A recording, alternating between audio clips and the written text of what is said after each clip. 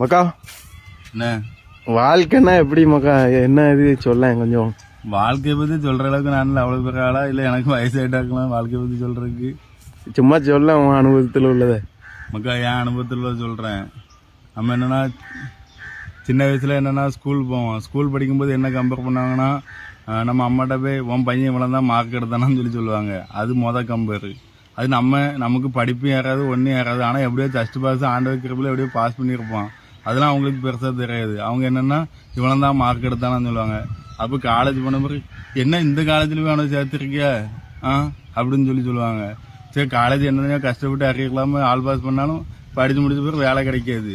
சரி நம்ம இப்போ நம்ம ஊரில் என்ன வேலை இருக்குது, கொத்தனார் வேலை இருக்குது அப்படின்னு கொத்தனார் வேலைக்கு போவான். என்ன அவன் பையன் படிச்சுட்டு கொத்தனார் வேலைக்கு போகிறான் அப்படிம்பாங்க. ஆனால் அதில் 800 900 கிடைக்கும். அது நமக்கு பெருசாக தெரியும். குடும்ப கஷ்டமே கொடுத்துக்கலான்னு பார்ப்போம். அது அவங்களுக்கு தெரியாது. அதுக்கப்புறம் கொஞ்ச நாள் ஆனோடனே கொஞ்சம் சின்ன அப்பா காசுல இருக்க சின்ன சின்ன பையனெல்லாம் கொஞ்சம் கல்யாணம் முடிச்சுடுறாங்க போதுங்க டக்குன்ட்டு. அப்படி பரம்பரத்தில் வர டக்குன்னு கல்யாணம் முடிச்சுடுறான். நம்மளை பார்த்து என்ன உங்கள் பையன் ஒன்றும் கல்யாணம் முடிக்காமல் இருக்கான், வயசு இவ்வளோ போயிட்டு இருக்கு அப்படின்னு சொல்லுவாங்க. ஆனால் நம்ம கொஞ்சம் அப்படியே கஷ்டப்பட்டு அப்படி ஏதோ வீடு கட்டி ஏதோ கல்யாணம் முடிச்சோன்னு வச்சுருக்கேன். உடனே ஒரு 1 வருஷத்துல என்ன எதுவும் விசேஷம் இல்லையா, எதுவும் விசேஷம் இல்லையான்னு சொல்லி அப்படி கேட்பான்னு. சரி அது ஒரு 2 வருஷம் எடுத்து குழந்தையெல்லாம் பார்த்த பிறகு உன் பிள்ளை எங்கே படிக்க வைக்கா, எந்த ஸ்கூலில் சேர்த்துருக்கா, இங்கிலீஷ் மீடியத்தில் சேர்க்கலையாக்கா, தமிழ் மீடியத்தில் ஏக்கிலே சேர்க்கா அப்படின்னு சொல்லுவாங்க.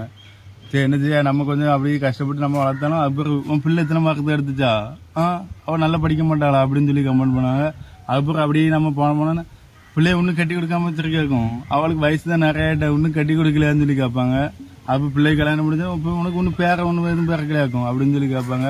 கடைசி வரை எல்லாரும் மக்கள் கேட்டுகிட்டே தான் இருப்பாங்க. நம்ம என்ன செய்யணும், நமக்கு இப்போ எது பிடிச்சிருக்கோ அந்த விஷயத்த மட்டும் நம்ம செஞ்சுக்கிட்டு யாருக்குமே பார்க்கக்கூடாது. ஆண்டவருக்கு மட்டும் பயந்துட்டு நம்ம பாட்டு போயிட்டே இருக்கணும். அவ்வளோதான். கரெக்ட் மக்கா.